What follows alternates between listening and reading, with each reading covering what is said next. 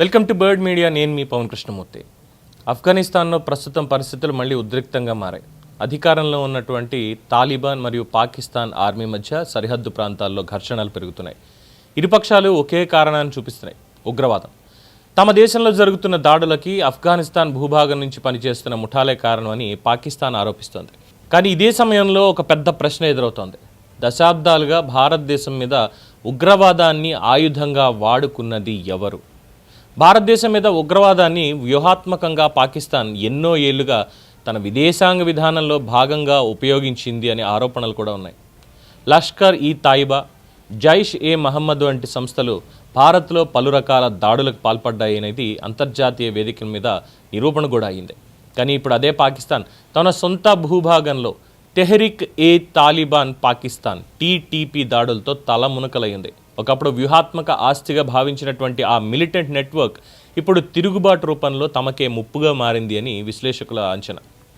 ఆఫ్ఘనిస్తాన్ సరిహద్దుల్లో ఉగ్రవాద శిబిరాలున్నాయని చెప్పి పాకిస్తాన్ దాడులు చేస్తోంది. అయితే భారతదేశం సరిహద్దుల్లో తాను నిర్వహించింది అనే ఆరోపణలు ఎదుర్కొన్న లాంచ్ ప్యాడ్ల విషయంలో మాత్రం మౌనం పాటించడం పాకిస్తాన్ ద్వంద్వ వైఖరికి ఉదాహరణగా విమర్శలు వస్తున్నాయి.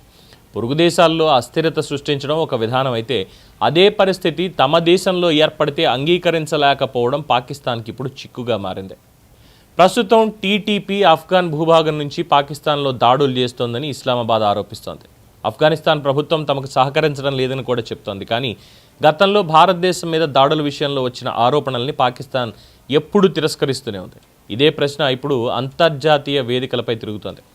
మీరు చెప్పేదే నిజమైతే గతంలో ఇతర దేశాలు చెప్పింది ఎందుకు నిజం కాదని అంటున్నారు అన్నటువంటి ప్రశ్న. భారతదేశం చేపట్టినటువంటి సర్జికల్ స్ట్రైక్స్ వంటి చర్యలను పాకిస్తాన్ తీవ్రంగా ఖండించింది. కానీ ఇప్పుడు తన భూభాగం మీద దాడులు జరుగుతున్నాయనే కారణంతో ఆఫ్ఘాన్ ప్రాంతాలపై చర్యలు తీసుకోవాలని భావించడం రాజకీయ విరుద్ధతగా కనిపిస్తోంది. ఇక పాకిస్తాన్ ప్రభుత్వం ప్రస్తుతం ఆర్థిక సంక్షోభం, రాజకీయ అస్థిరతతో ఇబ్బందులు ఎదుర్కొంటోంది. ఇలాంటి సమయంలో ఆఫ్ఘనిస్తాన్లో ఉద్రిక్తలు పెరగడం ఆ దేశానికి మరింత ఒత్తిడిని తీసుకురావచ్చు. ఒకప్పుడు తానే ప్రోత్సహించిన జిహాదీ నెట్వర్క్ ఇప్పుడు తన నియంత్రణ దాటి దేశ భద్రతకి సవాల్గా మారింది. ఉగ్రవాదాన్ని వ్యూహాత్మక ఆయుధంగా వాడుకోవడం వాళ్ళకి తాత్కాలిక లాభాలు ఇవ్వచ్చు. కానీ దీర్ఘకాలంలో అదే ఆయుధం తిరిగి దెబ్బతీసే ప్రమాదం ఉంటుంది. ప్రస్తుతం పాకిస్తాన్ ఎదుర్కొంటున్న పరిస్థితి ఈ వాస్తవాన్ని గుర్తు చేస్తోంది. చూద్దాం పరిస్థితులు ఎలా మారతాయో, ఎక్కడికి వెళ్ళి ఎండ్ అవుతాయో.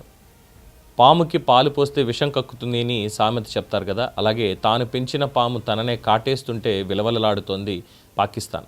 ఒక విషయం మాత్రం స్పష్టం: ఉగ్రవాదంతో ఆడుకునే దేశం చివరికి అదే మంటల్లో ఇరుక్కుపోయే ప్రమాదం ఉంటుంది. పాకిస్తాన్కి ఇది తెలుసు. తెలిసినా కూడా చెలగాటం ఆడుతుంది అంటే స్వయంకృత అపరాధం అనాలంతే. దీని మీద మీ అభిప్రాయం తెలియచేయండి. చూస్తూనే ఉండండి ది బర్డ్ మీడియా.